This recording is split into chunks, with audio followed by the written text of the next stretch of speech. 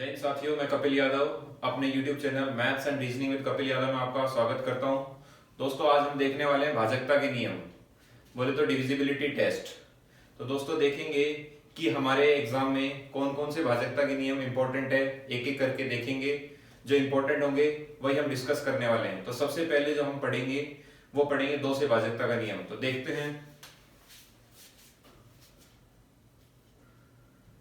Divisibility test. English में बोलते हैं दोस्तों डिविजिबिलिटी टेस्ट, हिंदी में बोलते हैं भाजकता का नियम।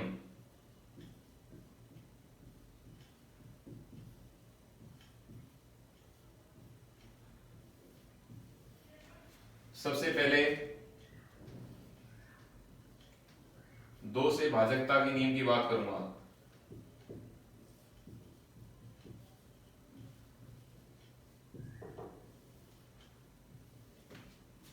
दोस्तों 2 से भाजकता का नियम क्या कहता है देखेंगे।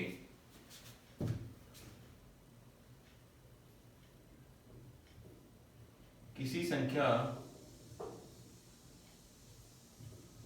के अंत में 0, 2, 4, 6, 8 आ जाए तो वह संख्या 2 से भाजित होगी।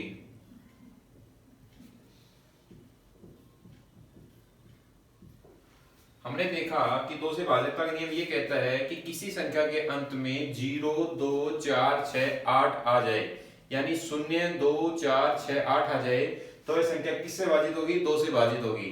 हम एग्जांपल देखेंगे, उदाहरण के तौर पे लेता हूं, जैसे 2, 4, 6, 8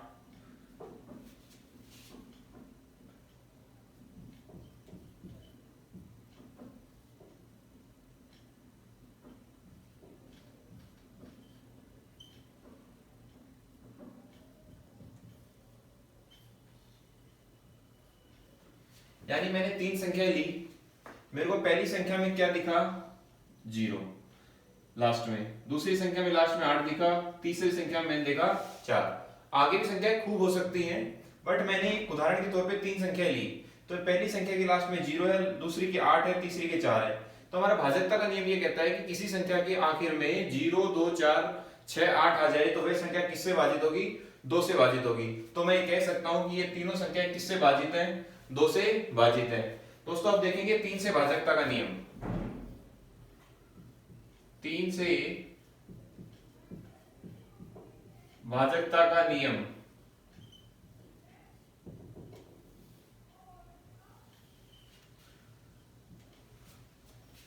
किसी संख्या के अंकों के योगफल में 3 का पूरा पूरा भाग चला जाए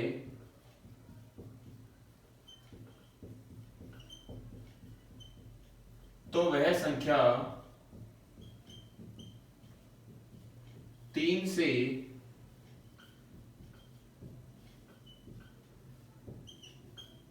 भाजित होगी। मैंने क्या कहा 3 से भाजकता के नियम में कि किसी संख्या के अंकों के योगफल में 3 का पूरा पूरा भाग चला जाए तो वह संख्या 3 से भाजित होगी। उदाहरण के तौर पे लेता हूं, जैसे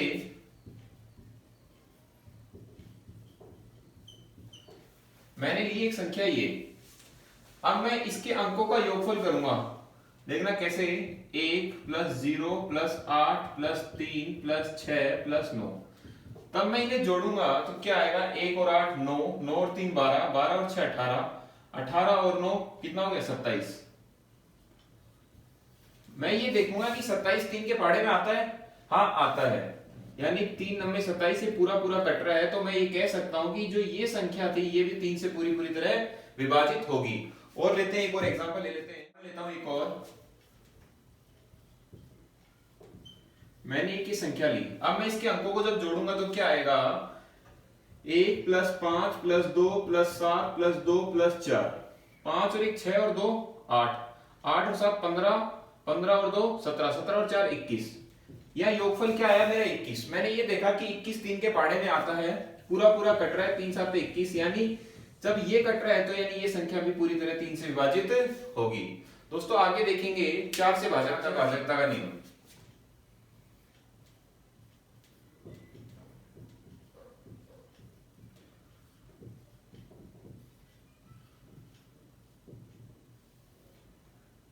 चार से भाजकता का नियम क्या कहता है, किसी संख्या के इकाई और दहाई दोनों अंकों में 4 का पूरा पूरा भाग चला जाए तो वह संख्या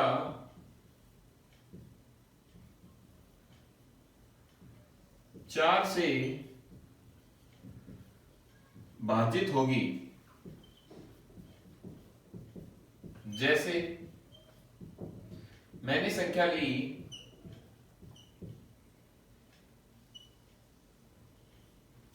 मैंने एक संख्या ले ली, मैंने क्या कहा 4 से भाजकता के नियम में कि किसी संख्या की इकाई और दहाई, तो मैंने देखा इस संख्या की इकाई और दहाई यही है। इन दोनों अंकों में 4 का अगर पूरा पूरा भाग चला गया तो ये पूरी संख्या 4 से भाजित होगी। तो देखूंगा दोनों अंक क्या है मेरे, लास्ट वाले 68 बन रहा है।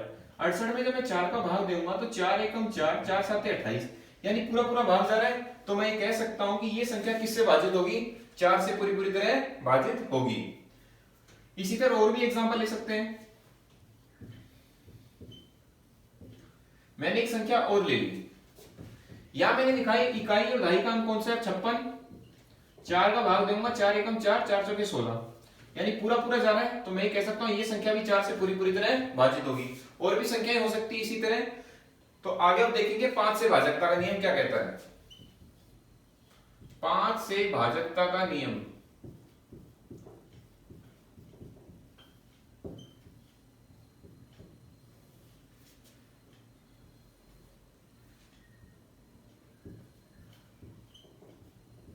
कोई संख्या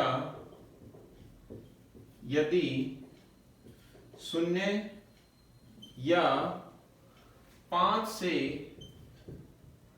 अंत हो वह संख्या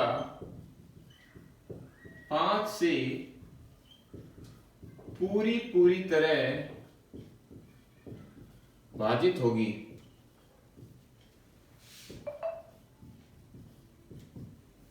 मैंने क्या कहा, कोई संख्या यदि 0 या 5 से अंत हो तो वह संख्या 5 से पूरी पूरी तरह भाजित होगी। जैसे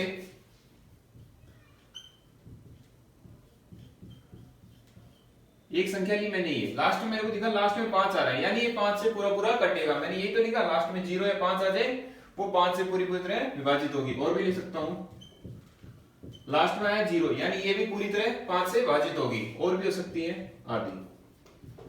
हमने देखे 2 से देखा, 3 से देखा, 4 से देखा, फिर 5 से देखा। अब आगे देखेंगे 6 से भाजकता का नियम क्या कहता है।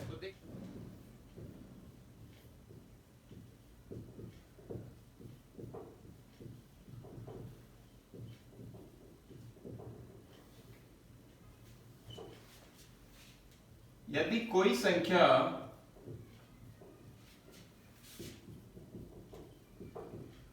दो और 3 से पूरी पूरी तरह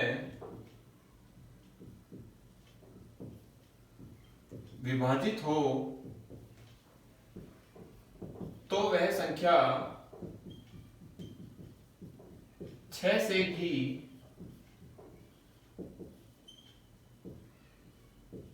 भाजित होगी।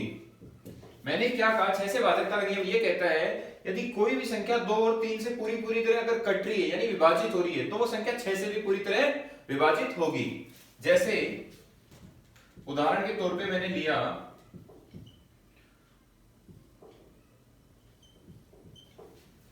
मैंने एक संख्या ले ली, ये मैंने देखा कि 2 से कट रही है क्या, लास्ट में 4 आ रहा है यानी 2 से पूरी पूरी तरह विभाजित है, क्योंकि भाजकता का नियम क्या कहता है कि संख्या की 0 2 4 6 8 आ जाए तो वह संख्या 2 से भाजित होगी।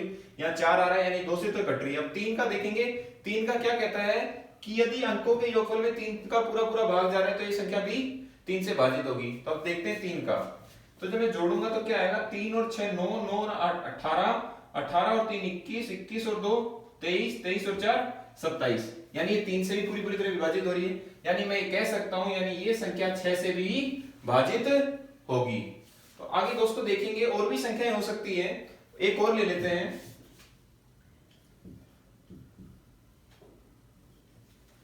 मैंने एक संख्या और ले ली, यहां भी मुझे लास्ट में नजर आ रहा है 6, यानी ये 2 से तो पूरा पूरा कटेगा, 3 से भी चेक कर लेते हैं, जोड़ लेते हैं, 8 और 1 9 और 1 10, 5 15, 15 और 3 18, 18 6 24, हाँ 3 के पहाड़े में 24 आता है, यानी 3 से भी कट रही है, तो मैं कह सकता हूं ये 6 से भी भाजित होगी।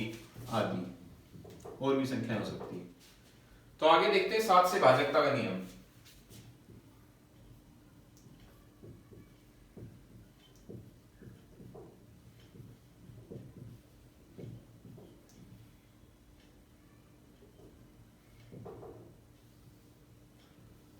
सात से भाजकता का नियम क्या कहता है, दी गई संख्या के इकाई अंक को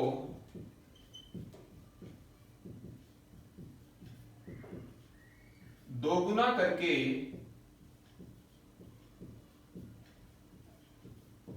शेष संख्या में से घटाते जाते हैं। यदि शेष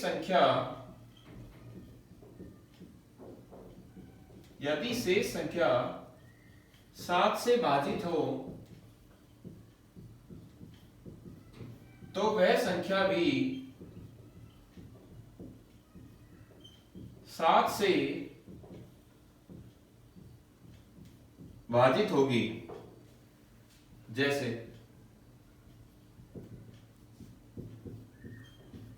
मैंने एक संख्या ले ली है, मेरा 7 से भाजकता का नियम क्या कहता है कि दी गई संख्या के इकाई अंक को दोगुना करके, मैंने जो संख्या ली उसका इकाई का अंक क्या है 4 है, यहाँ पे दुगुना करके शेष संख्या में से घटाते जाते हैं, यानी इस 4 को मैं दुगुना करूंगा फिर शेष संख्या में से घटाऊंगा, फिर जो संख्या आएगी फिर उसका इकाई अंक का दुगुना करूंगा फिर शेष में से घटाऊंगा, अंतिम में जो लास्ट संख्या अगर 7 से भाजित हो रही है तो वह संख्या यानी पूरी संख्या भी 7 से भाजित होगी। देखेंगे कैसे। मेरी संख्या ये है, मैंने इसका दुगुना किया, 4 दूनी 8, 168 मेरी शेष संख्या ये बची, मैंने 8 घटाया इसमें, तो मेरा क्या आ गया यहां से 11 में से 8 गए 3 9, यहां क्या बचेगा 7, ये बचेगा।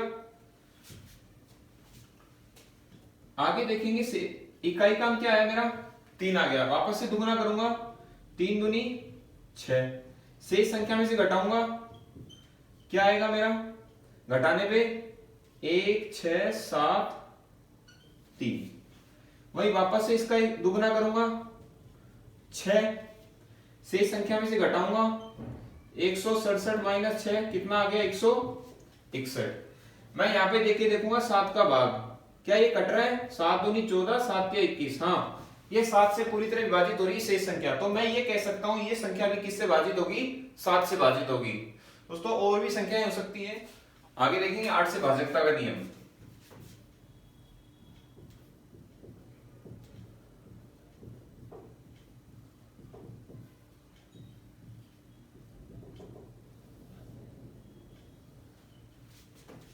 किसी संख्या के इकाई, दहाई और सैकड़ा में 8 का अंकों में 8 का पूरा पूरा भाग चला जाए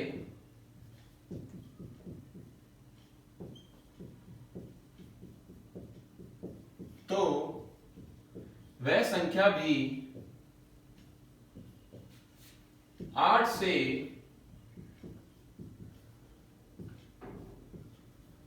भाजित होगी। हमने क्या कहा, कोई भी संख्या है उसका इकाई, दहाई या सैकड़ा में अगर 8 का पूरा पूरा भाग चला गया तो वह संख्या भी 8 से भाजित होगी। देखते हैं, लेते हैं उदाहरण। जैसे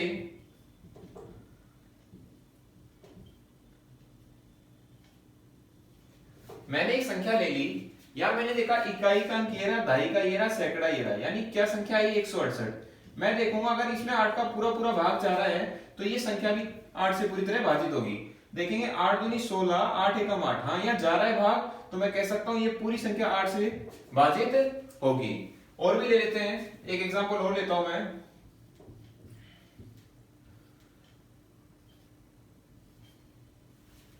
ये मैंने संख्या ली, या मुझे दिखा इकाई, दहाई, सैकड़ा, यानी 248 दिखा। 248 में 8 का भाग दूंगा, 8 या 24, 8 एकम 8, यानी पूरा पूरा भाग जा रहा है, तो मैं कह सकता हूं ये संख्या भी 8 से पूरी तरह भाजित होगी। तो हमने देखा ये 8 का भाजकता का नियम। अब देखेंगे 9 से भाजकता का नियम क्या कहता है। देखेंगे 9 से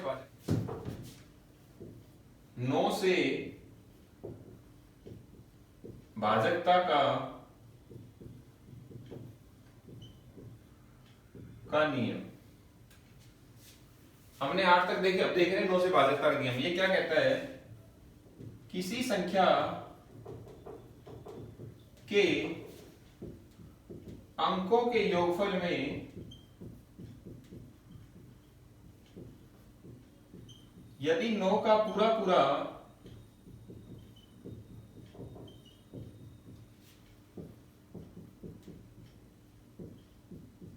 भाग चला जाए तो वह संख्या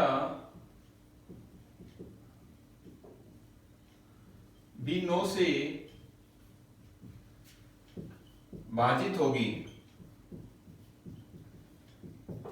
ये सेम 3 वाला ही है। हमने 3 में भी ये कहा था कि अगर यदि संख्या के अंकों में अगर 3 का पूरा पूरा भाग चला जाए 3 से भाजित होगी। इसी तरह 9 में भी यही है कि संख्या के अंकों में अगर योगफल में पूरा पूरा 9 का भाग चला जाएगा तो वो भी 9 से भाजित होगी। जैसे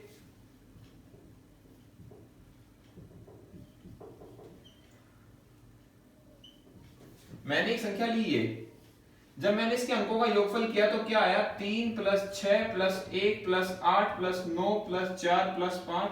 जब मैंने इनको जोड़ा तो क्या आया, 6 और 3 9 और 1 10 8 18, 18 9 27, 27 4 31, 5 36।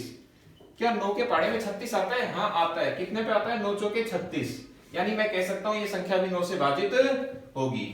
तो हमने देखा ये 9 से भाजकता का नियम। अब देखते हैं 10 से भाजकता का नियम क्या कहता है। 10 से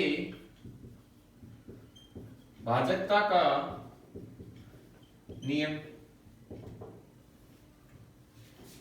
ये तो आसान है। यदि किसी संख्या के अंत में 0 दिख जाए वह 10 से भाजित होगी। मैं लिख सकता हूं किसी संख्या के अंत में यदि 0 आ जाए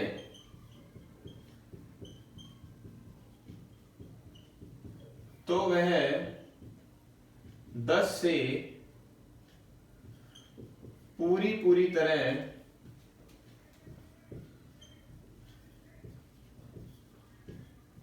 विभाजित होगी। जैसे कोई भी ले सकते संख्या,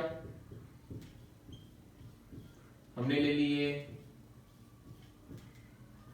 यहां दोनों के लास्ट में 0 आ रहा है, यानी ये पूरी 10 से पूरी तरह विभाजित होगी। तो हमने देखे 10 से भाजकता के नियम अभी तक पूरे। एक और आता है जो हमारे एग्जाम के लिए इंपॉर्टेंट है, वो है 11 से भाजकता का नियम। हमसे 11 तक ही पूछता है, कोई रेयरली केस में पूछ लेता है, कभी 13 का भी पूछ लेता है, कभी 17 का भी, कभी 19 का, बट 11 तक सफिशिएंट है। तो देखते हैं 11 से भाजकता का नियम क्या कहता है। 11 से भाजकता का नियम क्या कहता है, किसी संख्या के समस्थानों के अंकों का और विषम स्थानों के अंकों का अंतर 0 या 11 आ जाए तो वह संख्या 11 से पूरी तरह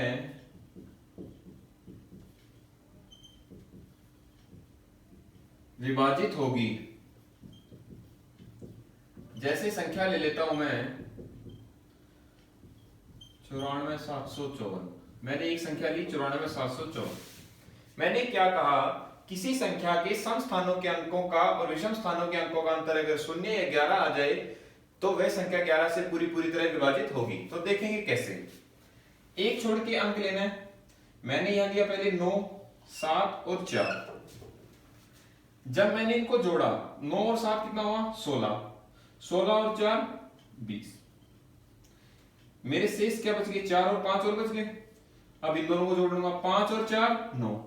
मैंने क्या कहा था, सम स्थानों के अंकों और विषम स्थानों के अंकों का अंतर, दोनों का अंतर लूंगा, क्या आ रहा है 11। मैंने यही तो कहा था 0 या 11 आ जाए तो वह संख्या पूरी तरह 11 से विभाजित होगी। यहां मेरा 11 आ रहा है तो मैं कह सकता हूं यह संख्या 11 से पूरी तरह विभाजित होगी। एक और ले लेते हैं एग्जांपल। यहां भी वैसे करेंगे 9 और 1 10, 8 और 2 10। दोनों का अंतर कितना है मेरा 0। मैं कह सकता हूं ये संख्या भी मेरी 11 से विभाजित हो जाएगी। दोस्तों हमने देखे आज भाजकता के नियम 2 से लेके 11 तक। अब हम आगे देखेंगे नया चैप्टर जो होगा प्रतिशत। तो दोस्तों अगर मेरी ये वीडियो पसंद आई तो मेरे चैनल को सब्सक्राइब करना और मेरी वीडियो को लाइक करना और बेल आइकन प्रेस करना। जय हिंद दोस्तों।